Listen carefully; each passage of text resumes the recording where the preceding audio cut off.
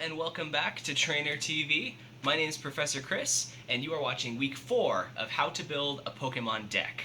This week's topic, making your very first deck edits.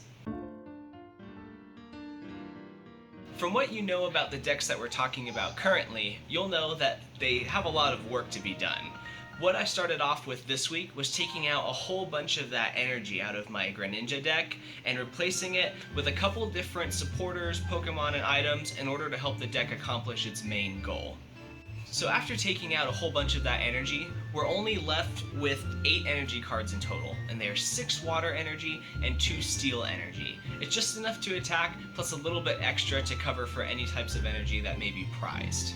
In this Greninja deck, the ability to set up your Pokemon, and especially to evolve Froakie into Greninja, is very important in the grand scheme of things. So the first edits that I made in this deck were to help with that.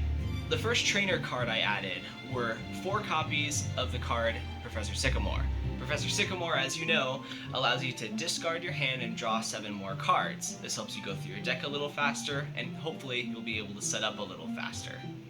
The other trainer cards that I added into this deck are to help get Froakie to Greninja as fast as possible.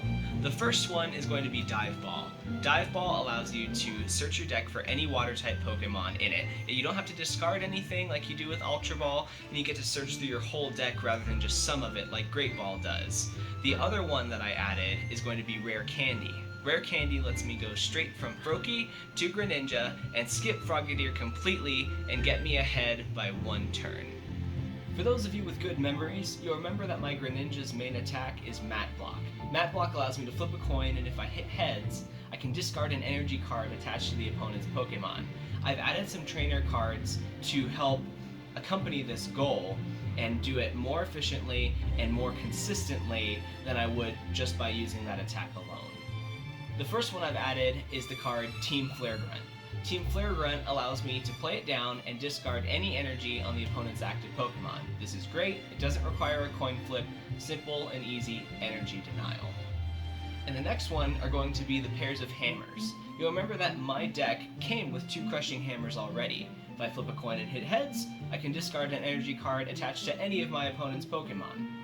So I've added more of those in for a little more consistency in my deck.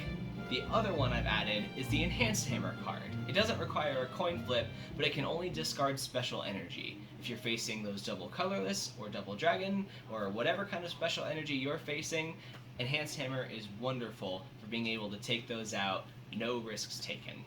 The very last edit that I made to this deck is I threw in a couple more Greninja. I already have those Froakie and I already have the Frogadier in there, but these Greninja that I've added are from the base X and Y set. It has the ability Water Shuriken, which allows me to discard a water energy from my hand and deal 30 damage to one of my opponent's Pokemon.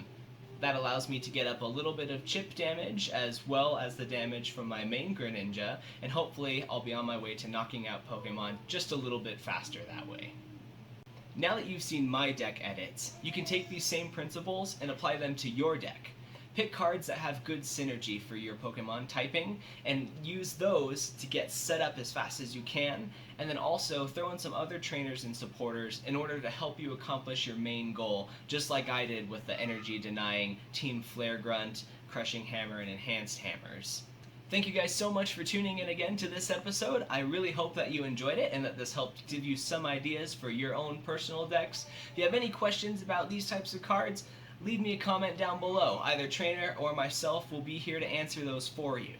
If you guys have enjoyed these videos so far and you haven't already, be sure to smash that subscribe button so that you can continue to get these sent right to your inbox every single week that we release them. We hope that you continue to join us, and until next time, remember trainers, train on!